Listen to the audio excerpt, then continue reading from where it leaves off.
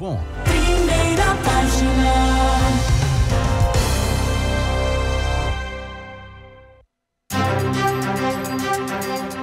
Você sabia que Mato Grosso tem a segunda maior taxa de mortes por choques elétricos do país? Alguns casos como esse do Gleison que a Luzimar acabou de falar pra gente.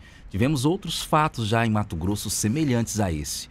Os dados mais recentes mostram que foram registrados 40 acidentes envolvendo choques elétricos em Mato Grosso, sendo que 28 resultaram em mortes no último ano.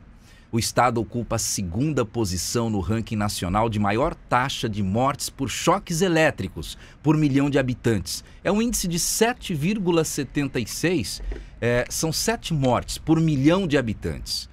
A informação é da Abracopel, que é a Associação Brasileira de Conscientização para os Perigos da Eletricidade. A maior parte dos acidentes com mortes ocorreu durante o período chuvoso, entre outubro e março, nesse período do ano. O que chama a atenção é que 25% das fatalidades aconteceram dentro de casa, afetando inclusive crianças, idosos e mulheres. E esse fenômeno, da queda de raios é bem comum aqui no nosso estado. Nós fomos conversar com um especialista para a gente ficar mais atento, entender melhor essas situações de risco. Segundo o especialista, é preciso muita atenção em casa, na rua, onde a gente estiver. E nós precisamos tomar medidas para evitar riscos, principalmente com tempo nublado ou chuvoso. Você se lembra que no mês passado um raio também destruiu uma casa em Cuiabá? Isso pode ocorrer com qualquer casa, qualquer residência ou construção que não tenha proteção. É o que ocorre com grande parte dos imóveis domésticos, A gente não tem para-raio em casa. O engenheiro eletricista e professor da UFMT, Danilo Ferreira, faz parte de um grupo nacional de pesquisa sobre acidentes com raios. E ele fala dos riscos de um imóvel ser atingido por uma descarga elétrica. Se a sua edificação não tem a proteção contra descargas atmosféricas, um sistema externo que capta o raio, portanto um sistema também de descida e externamente um sistema de aterramento para dissipação da corrente do raio, se a sua edificação não tem isso, durante a tempestade não tem nada que você possa fazer para minimizar o impacto do raio, absolutamente nada. O que você pode fazer, probabilisticamente, é difícil um raio acertar uma edificação, não é algo que acontece diariamente, digamos assim, mas é algo que a gente tem que proteger, por isso é importante aplicar a norma brasileira de proteção contra raios.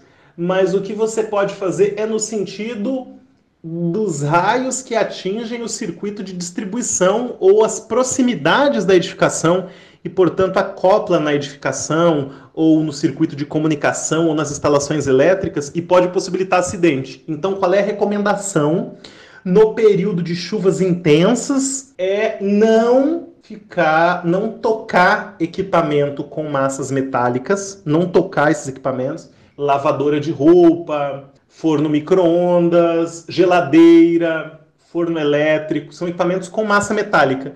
E evitar o uso de equipamento conectado à tomada, durante as chuvas. O celular carregado na tomada evita. O celular sem estar na tomada, não existe evidência científica de que um celular possa atrair raio. Eu não conheço nenhuma publicação científica de algum grupo relevante no campo da ciência das descargas atmosféricas que afirma isso, apesar de ver leigos falarem o tempo todo.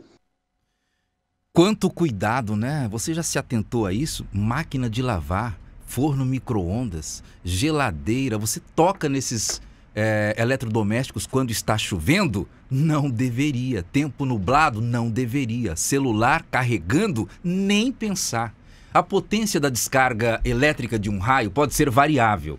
Dependendo do local em que ele atinge, o resultado pode ser muito grave, explica o pesquisador. Tem raios com uma energia muito maior que outra, porque é a potência do raio no tempo. E se ele ficar por um tempo maior, a energia é maior, então, portanto, a potência também é maior. Os raios, eles são danosos de qualquer forma, principalmente quando eles são acoplados em um local sem proteção e nessas proximidades tem material combustível ou inflamável. O principal para esse raio produzir o estrago é se existe a proteção ou não. Se existe a proteção, esse raio vai ser direcionado ao solo. Independente da corrente do raio, ele pode ser mais ou menos danoso se no local onde ele acopla tem material combustíveis, como, por exemplo, madeira, plástico. Onde tem material inflamável, a proteção contra a descarga atmosférica tem que ser criteriosíssima para evitar qualquer tipo de explosão. Muita informação, né, gente? Tem mais uma aqui bem importante. O Mato Grosso é um dos estados com maior número de quedas de raios no país. O grupo de pesquisa, do qual o professor Danilo Ferreira faz parte, estudou o que acontece em todo o território brasileiro. No caso brasileiro, nós temos um território muito grande e em diversas regiões, como por exemplo o litoral do Nordeste, você tem um volume de chuva sem raios ou com baixa densidade de raios comparado a outras regiões. Você tem regiões do Nordeste onde você tem o NG, o que nós chamamos de densidade de descargas atmosféricas, né, de raios por quilômetros quadrado por ano, algo em torno de 1, 2, 3. E você tem na região centro-oeste, em Cuiabá, Mato Grosso, ou em São Paulo, por exemplo, regiões no centro de cidades como Cuiabá e São Paulo, onde você tem densidade de descarga atmosférica por quilômetro quadrado por ano entre 9 e 13, né? Se você olha os dados da Alemanha, da França, esse número é semelhante ao Nordeste brasileiro, 3, 4, 2, né? E você tem regiões até em Santa Catarina, onde esse número chega perto de 20, 22, né? Então, existe sim uma variação regional que é determinada por diversos fatores, dentre eles o trajeto da movimentação das nuvens carregadas, a geofísica do local, o tipo de chuva e o tipo de formação que ocorre.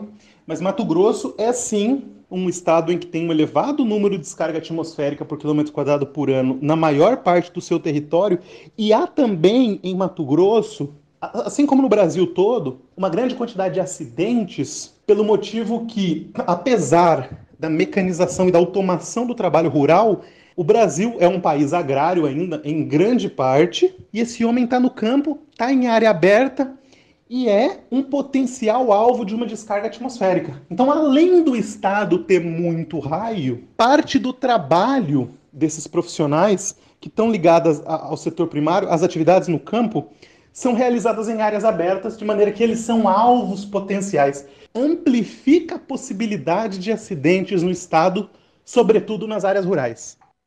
Gente, é muita informação, hein? Você sabia de tudo isso? A partir de agora, com essa informação, importante que você tenha mais cuidado, então. Tempo fechou, nuvens escuras, né? Vai chover. Olha, muito cuidado para evitar esse tipo de risco aí. São vários casos em Mato Grosso de pessoas feridas e até de mortes por conta desse problema aí dos raios no período de chuva.